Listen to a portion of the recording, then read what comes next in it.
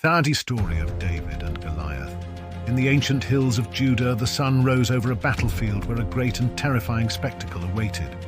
On one side of the valley stood the army of Israel, led by King Saul, their shields gleaming in the morning light, but their spirits dimmed by fear. Across the valley loomed the Philistine forces, boasting a champion whose name sent shivers down the spine of every soldier, Goliath of Gath. Towering over 9 feet tall, Goliath was a giant in every sense. His armor gleamed like molten bronze, and the spear he carried was as thick as a weaver's beam, its iron point alone weighing more than most swords. For 40 days, Goliath had taunted the Israelites, challenging them to send out a single warrior to fight him in a duel that would decide the fate of their nations. "Why do you even bother lining up for battle?" Goliath bellowed each morning. His voice echoed through the valley, striking fear into the hearts of Israel's soldiers. "Am I not a Philistine, and are you not servants of Saul? Choose a man and have him come down to me. If he is able to fight and kill me, we will become your servants. But if I overcome him and kill him, you will become our servants and serve us." The Israelites quaked in their boots, for no one dared to face the giant. No one, that is, until David arrived. David was the youngest son of Jesse, a shepherd from Bethlehem. His older brothers were soldiers in Saul's army, but David had stayed behind to tend the family's flocks. One day, Jesse sent David to the battlefield with provisions for his brothers and instructions to bring back news of the war. When David arrived, he found the camp in chaos, with soldiers murmuring about the giant and their inability to face him. David's curiosity got the better of him. What will be done for the man who kills this Philistine and removes this disgrace from Israel? He asked a group of soldiers. Who is this uncircumcised Philistine that he should defy the armies of the living God? The men explained that King Saul had promised great wealth, his daughter's hand in marriage, and exemption from taxes for the man who could defeat Goliath. But they quickly added that no one had dared accept the challenge. When David's eldest brother Eliab overheard him, he scolded him. "Why have you come down here?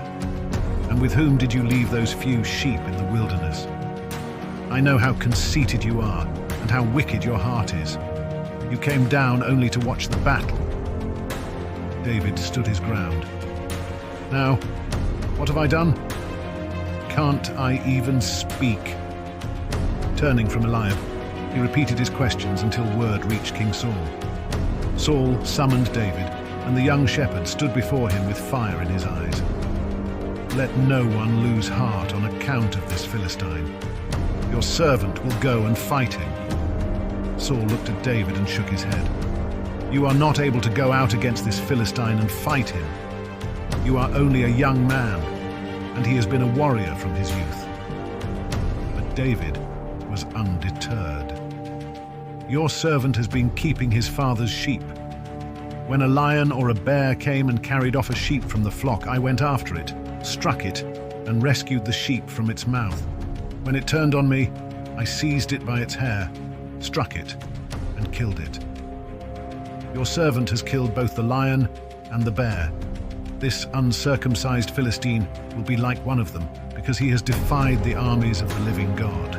The Lord who rescued me from the paw of the lion and the paw of the bear will rescue me from the hand of this Philistine." Convinced by David's confidence, Saul relented. "Go, and the Lord be with you," he said. He tried to outfit David with his own armor, but the armor was too heavy and David could barely move. "I cannot go in these," David said, "because I'm not used to them." So he took them off and instead chose his weapon, a simple sling. David picked up 5 smooth stones from a stream and placed them in the pouch of his shepherd's bag. Then, with his sling in hand, he approached Goliath. The giant sneered when he saw David. "Am I a dog, that you come at me with sticks?"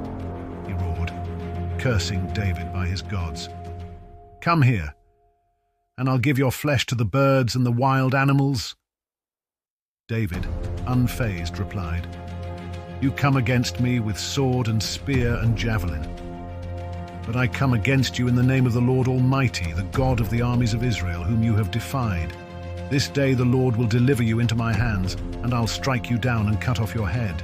This very day, I will give the carcasses of the Philistine army to the birds and the wild animals, and the whole world will know that there is a God in Israel. All those gathered here will know that it is not by sword or spear that the Lord saves. For the battle is the Lord's, and he will give all of you into our hands." As Goliath moved closer to attack, David ran quickly toward the battle line to meet him. Reaching into his bag, he took out a stone, placed it in his sling, and hurled it with all his might. The stone flew through the air and struck Goliath squarely in the forehead.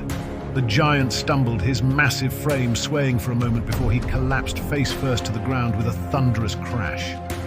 The Philistine stood in stunned silence as David ran to Goliath's fallen body. Drawing the giant's own sword, he cut off his head and held it high for all to see. A deafening cheer erupted from the Israelite camp as the Philistines turned and fled in terror. The Israelites pursued them, driving them back to their cities and plundering their camp. That day, the shepherd boy from Bethlehem became a legend. David's courage and faith had defeated